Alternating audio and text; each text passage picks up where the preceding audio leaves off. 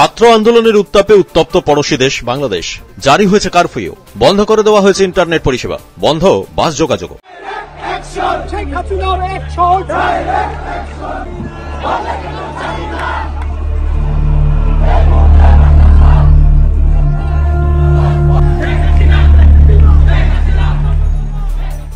এই পরিস্থিতিতে কলকাতায় বিভিন্ন কাজে এসে আটকে গেছেন বিপুল সংখ্যক বাংলাদেশী নাগরিক। পূবের কলমকে তাদের সুবিধা অসুবিধার উদ্বেগ জানালেন তারা। দেশে ঘটে চলা আন্দোলন নিয়ে প্রকাশ করলেন নিজেদের অভিমত। কি বললেন তারা, শুনুন।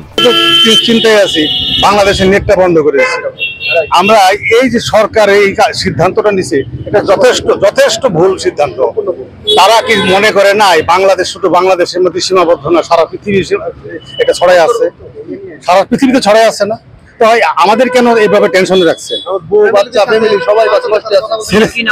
আমার নাম এম ফারুক। আমি পরিবারের সাথে যোগাযোগ করতে পারতেছি না, বাংলাদেশের গাজীপুর থেকে আসছে।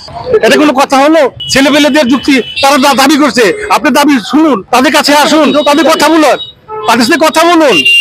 আপনি কিসের এখন কোঠা? এখন কোঠার সময় আছে? এখন নাতিপতি করে 53 বছর হয়ে গেল, বাংলাদেশ স্বাধীন হয়ে গেছে। হ্যাঁ, এখন আবার কি নাতিপতিদের জন্য লাগবে?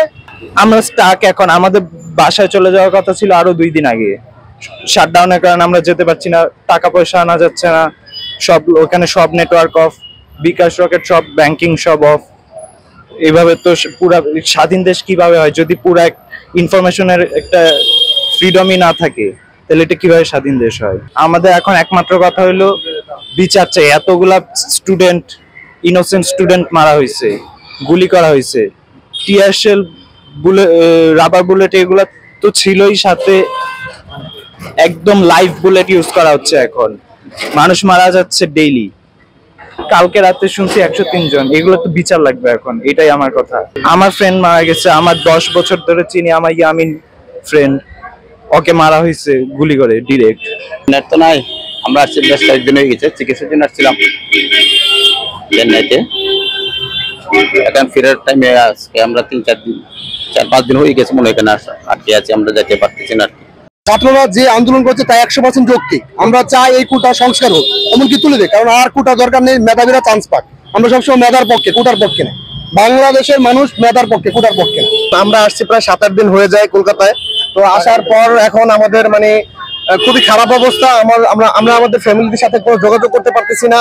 আমরা কোটা আমরা সব ব্যাপার নিয়ে আর কি খুবই ক্ষতিগ্রস্ত, খুব খারাপ লাগতেছে সব মিলে। আপনারা যদি সরকারের মাধ্যমে যদি কোনো একটা নিয়ম কোনো কিছু করতে পারেন আমাদের, আমরা তাহলে অনেক উপকৃত হবো আর কি।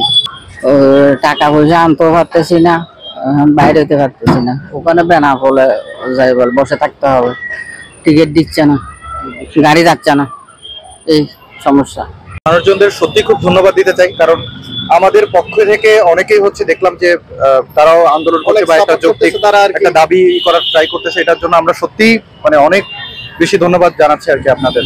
আর আমরা চাই যে এই ব্যাপারটা যত দ্রুত সলভ হয়ে আমরা যাতে শান্তিতে করতে পারি।